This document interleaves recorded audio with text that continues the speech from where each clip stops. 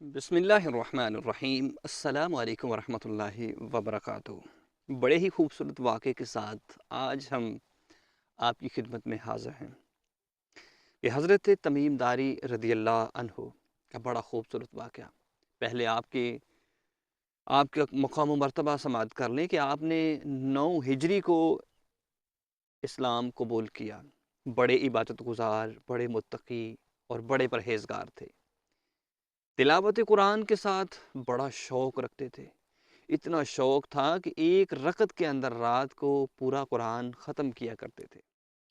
حضرت تمیم داری رضی اللہ تعالی عنہ وہ خوش نصیب انسان ہیں کہ جنہوں نے سب سے پہلے مسجد نبوی کے اندر چراغاں کیا۔ سبحان اللہ۔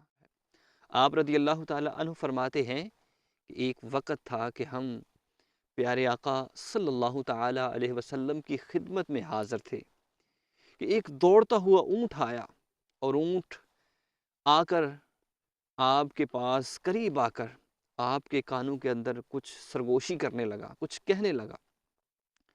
تو آپ نے پوچھا، یعنی کہ کافی صحابہ اکرام وہاں موجود تھے۔ یہ حدیث پاک کا میں مفہوم بیان کر رہا ہوں کہ حضرت تمیم داری رضی اللہ عنہ فرماتے ہیں کہ ہم نے پوچھا، یا رسول اللہ صلی اللہ تعالی علیہ وسلم، یہ اونٹ آپ سے کیا بات کر رہا ہے؟ وہ آقا جو جانوروں کی، درختوں کی، پتھروں کی، ہر چیز کی بولی کو سماعت کرتے ہیں، سنتے ہیں، اور پھر آپ معلوم بھی کر لیتے ہیں کہ کہنے والا کیا کہہ رہا ہے۔ اتنا علم اللہ نے اپنے پیارے حبیب کو عطا فرمایا ہے۔ حضرت تمیم داری بیان کرتے ہیں کہ ہم نے پوچھا، یا رسول اللہ صلی اللہ تعالی علیہ وسلم، یہ اونٹ آپ سے کیا بات کر رہا ہے؟ تو حضور اکرم صلی اللہ تعالی علیہ وسلم فرماتے ہیں کہ اونٹ کہتا ہے کہ میں نے اپنے مالک کی ساری زندگی خدمت کی، صبح سے شام تک میں ان کی خدمت کے اندر لگا رہتا۔ یا رسول اللہ صلی اللہ تعالی علیہ وسلم، اب میں بوڑھا ہو چکا ہوں، اور میرا جو مالک ہے اب وہ مجھے ذبح کرنا چاہتا ہے۔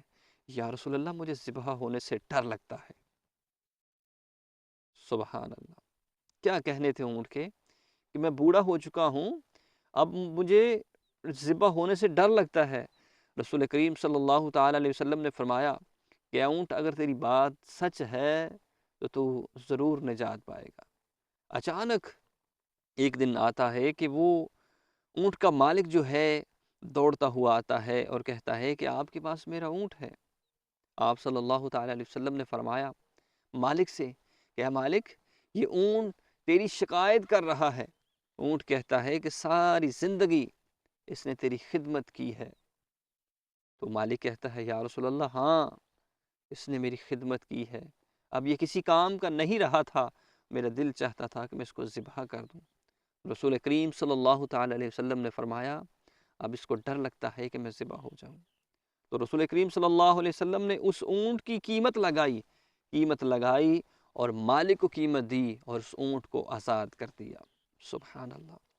حضور اکرم صلی اللہ علیہ وسلم کا وہ در کہ جہاں کوئی بھی آس امید لے کے جاتا ہے، پیارے آقا صلی اللہ علیہ وسلم، آج بھی ہمارا ایمان ہے، عقیدہ ہے کہ روز رسول صلی اللہ علیہ وسلم کے سامنے، جالیوں کے سامنے کھڑے ہو کے جو بھی آپ پہ درود پڑھتا ہے آپ سماعت کرتے ہیں، اس کا جواب دیتے ہیں۔